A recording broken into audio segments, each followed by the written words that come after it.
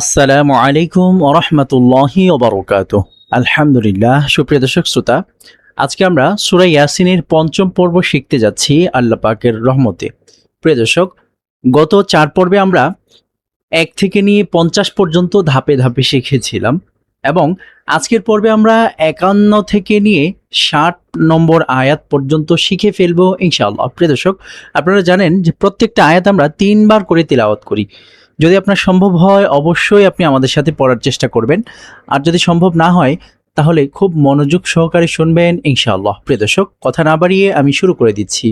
যদি আপনি আরবি না পারেন তাহলে এখানে বাংলা উচ্চারণ দেয়া আছে, আপনি চাইলে বাংলা উচ্চারণ খেয়াল করতে পারেন অথবা তেলাওয়াতটি মনোযোগ সহকারে শুনতে পারেন। যদি দেখার সুযোগ থাকে তাহলে দেখে নিলে সবচেয়ে বেশি ভালো হয়। আউযু বিল্লাহি মিনাশ শাইতানির রাজীম। বিসমিল্লাহির রহমানির রহিম। ونفخ في الصور فإذا هم من الأجداث إلى ربهم ينسلون. ونفخ في الصور فإذا هم من الأجداث إلى ربهم ينسلون. ونفخ في الصور فإذا هم من الأجداث إلى ربهم ينسلون. আর সিংহায় ফুঁক দেওয়া হবে, তখনই তারা কবর থেকে বের হয়ে তাদের রবের দিকে দ্রুত ধাবিত হবে। قالوا يا ويلنا من بعثنا من مرقدنا هذا. প্রিয় দর্শক, এইখানে একটা ওয়াকফ আছে, ওয়াকফ তো না, এটা এখানে সাক্তা বলা হয়।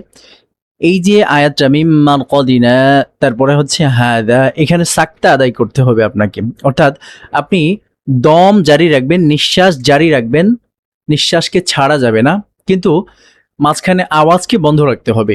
এই যে আমি আপনাকে পড়ে শোনাচ্ছি ইনশাআল্লাহ।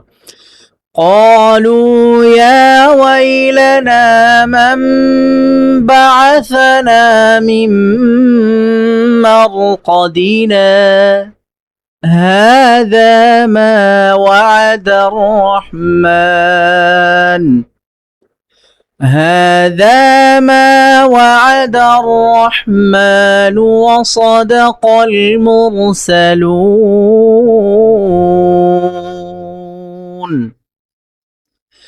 قالوا يا ويلنا من بعثنا من مرقدنا هذا ما وعد الرحمن هذا ما وعد الرحمن وصدق المرسلون.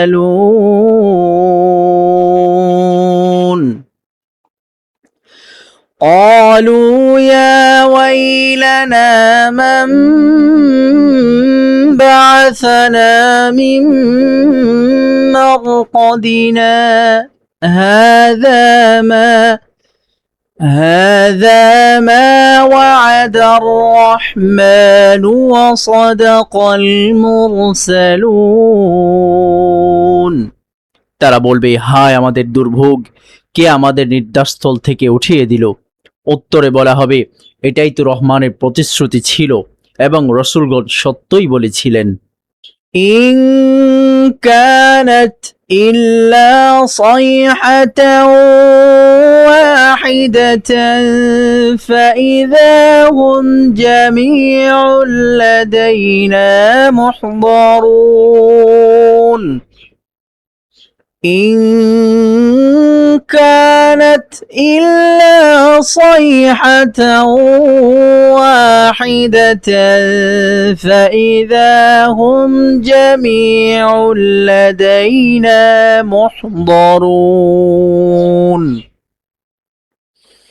إن كانت إلا صيحة واحدة فإذا هم جميع لدينا محضرون তা হবে মাত্র একটি প্রচণ্ড ধ্বনি, তখনই তারা সবাই আমাদের সামনে উপস্থিত হবে। فاليوم لا تظلم نفس شيئا ولا تجزون إلا ما كنتم تعملون فاليوم لا تظلم نفس شيئا ولا تجزون إلا ما كنتم تعملون فاليوم لا تظلم نفس شيئا ولا تجزون إلا ما كنتم تعملون সুতরাং আজ কারো প্রতি সামান্য জুলুম করা হবে না এবং তোমরা যা আমল করতে শুধু তারই প্রতিফল পাবে। إن أصحاب الجنة اليوم في شغل فاكهون إن أصحاب الجنة اليوم في شغل فاكهون إن أصحاب الجنة اليوم في شغل فاكهون নিশ্চয়ই জান্নাতবাসীরা আজ আনন্দময় ব্যস্ততায় মগ্ন থাকবে। হুম وأزواجهم في ظلال على الأرائك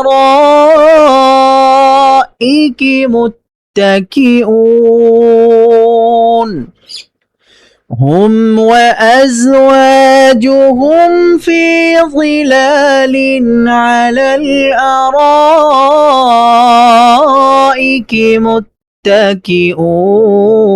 متكئون هم وأزواجهم في ظلال على الأرائك متكئون তারা এবং তাদের স্ত্রীগণ ছায়াময় স্থানে সিংহাসনের উপরে হেলান দিয়ে বসে থাকবে। لهم فيها فاكهة ولهم ما يدعون لهم فيها فاكهة ولهم ما يدعون لهم فيها فاكهة ولهم ما يدعون সেখানে তাদের জন্য থাকবে নানা ফলমূল এবং তারা যা চাইবে তাই পাবে। سلام قولا من رب رحيم سلام قولا من رب رحيم سلام قولا من رب رحيم পরম দয়ালু রবের পক্ষ থেকে তাদের জন্য থাকবে সালাম সম্ভাষণ। وامتازوا اليوم أيها المجرمون وامتازوا اليوم أيها المجرمون وامتازوا اليوم أيها المجرمون বলা হবে, হে অপরাধীরা, আজ তোমরা মুমিনদের থেকে পৃথক হয়ে যাও। ألم أعهد إليكم يا بني آدم ألا تعبدوا الشيطان إنه لكم عدو مبين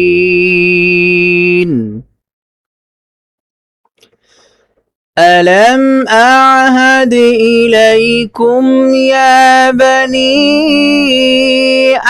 آدم ألا تعبدوا الشيطان إنه لكم عدو مبين ألم أعهد إليكم يا بني آدم ألا تعبدوا الشيطان إنه لكم عدو মুবিন। হে আদম সন্তান, আমি কি তোমাদেরকে নির্দেশ দিইনি যে তোমরা শয়তানের ইবাদত করবে না? নিশ্চয়ই সে তোমাদের প্রকাশ্য শত্রু। আলহামদুলিল্লাহ, সুপ্রিয় দর্শক শ্রোতা, আমরা সূরা ইয়াসিনের 51 নম্বর আয়াত থেকে নিয়ে 60 নম্বর আয়াত পর্যন্ত তিনবার করে পড়ে শেষ করেছি। প্রিয় দর্শক, আমাদের কতটুকু মুখস্থ হলো, কেমন মুখস্থ হলো, এটা দেখার জন্য আমরা একবার ট্রায়াল দেবো ইনশাআল্লাহ। প্রিয় দর্শক, আমাদের সামনে এই পৃষ্ঠাটাই থাকবে, এই পেজটাই থাকবে, আমরা নড়াচড়া করবো না। এখান থেকে নিয়ে একেবারে 60 নম্বর আয়াত পর্যন্ত আমরা পড়ে ফেলবো ইনশাআল্লাহ। এখনই আমি শুরু করছি, চাইলে আপনি আমার সাথে তালে তাল মিলিয়ে পড়তে পারেন। أعوذ بالله من الشيطان الرجيم بسم الله الرحمن الرحيم ونفخ في الصور فإذا هم من الأجداث إلى ربهم ينسلون قالوا يا ويلنا من بعثنا من مرقدنا هذا ما وعد